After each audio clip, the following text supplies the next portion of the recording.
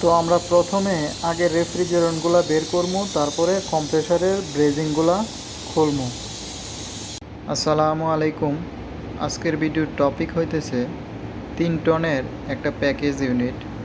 তো এই ইউনিটটার সমস্যা হইতেছে, ইউনিটটা চলতেছে না, ঠিক আছে। তো আমরা উপরে আইসা দেখলাম যে এটার ব্রেকারটা ট্রিপ করছে।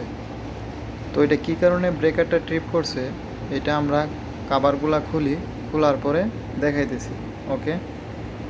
তো এটার কাভারটা আমরা খুললাম, খোলার পরে আমরা প্রথমে চেক করছি এটার কম্প্রেসার। তো এটা কম্প্রেসারটা খারাপ হয়ে গেছে। তো এটা কিভাবে চেক করে বের করছি আমি আবার চেক করে দেখাইতেছি।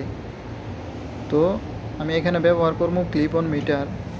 তো আমরা কন্টিনিউটি চেক করবো। তো আমি ক্লিপ অন মিটারটারে বাজার মোডে সেট করছি। তো আমরা একটা পয়েন্ট বডির সাথে কানেক্ট করবো আর একটা রানিং পয়েন্টের সাথে। তো এটার মধ্যে কিছু দেখাইতেছে না, এটা ঠিক আছে, রানিং পয়েন্টটা ঠিক আছে, ঠিক আছে। তো এখন আমরা কানেক্ট করতেছি বডি টু স্টার্টিং পয়েন্ট। তো এটাও ঠিক আছে, এটার মধ্যে কোনো ভ্যালু দেখাইতেছে না, ওকে। তো এটাও ঠিক আছে। তো এখন আমরা চেক করি এই যে কমনে। তো কমনের মধ্যে কিন্তু কন্টিনিউটি বাঁচতেছে ও ওমস দেখাইতেছে 21.8 ওমস দেখাইতেছে, ঠিক আছে। তো মূলত কমন পয়েন্টের সাথে বডি শর্ট হয়ে গেছে, ঠিক আছে, যার ফলে ব্রেকার ট্রিপ করতেছে, ওকে। তো মূলত এই কম্প্রেসারটাই সমস্যা। তো এই কম্প্রেসারটা চেঞ্জ করতে হইব। তো আমরা এই কম্প্রেসারটার প্রথমে গ্যাসগুলা বের করবো, তারপরে আমরা ব্রেজিং খুলবো, ওকে। তো আমরা এটা দেখাইতেছি সামনে, ওকে। তো আমরা প্রথমে যে আগের যে রেফ্রিজারেন্টগুলো আছে ওগুলারে বের করতেছি। এটা বের করার পরে সাকশন ও ডিসচার্জ পয়েন্টের ব্রেজিং খুলা কম্প্রেসারটা আমরা বের করবো। তো কম্প্রেসার খোলা হয়ে গেছে।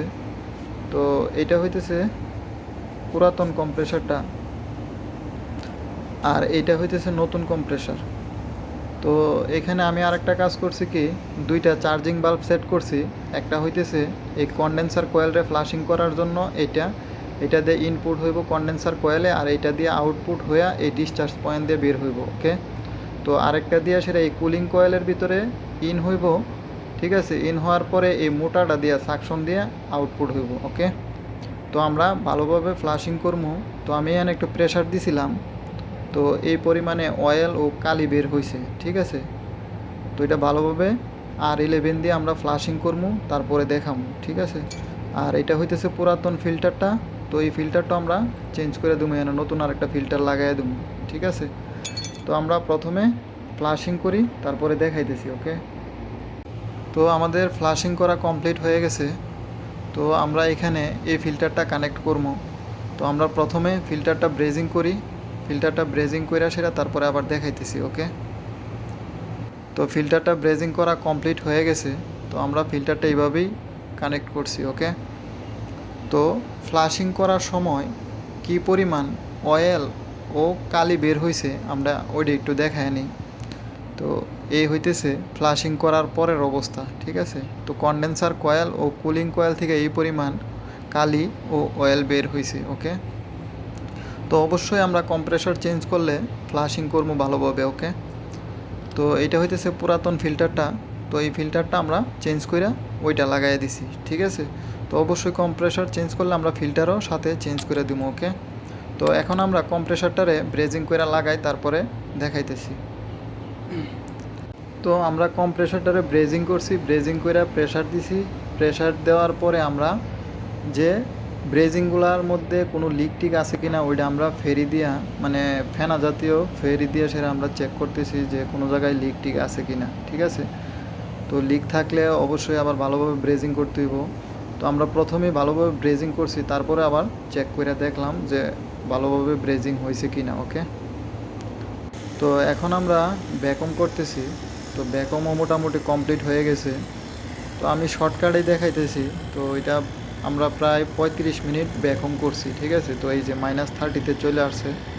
তো ভ্যাকুম এখন আমাদের কমপ্লিট হয়ে গেছে। তো আমরা এখন এটার মধ্যে রেফ্রিজারেন্ট চার্জ করবো, তারপরে দেখাবো, ওকে।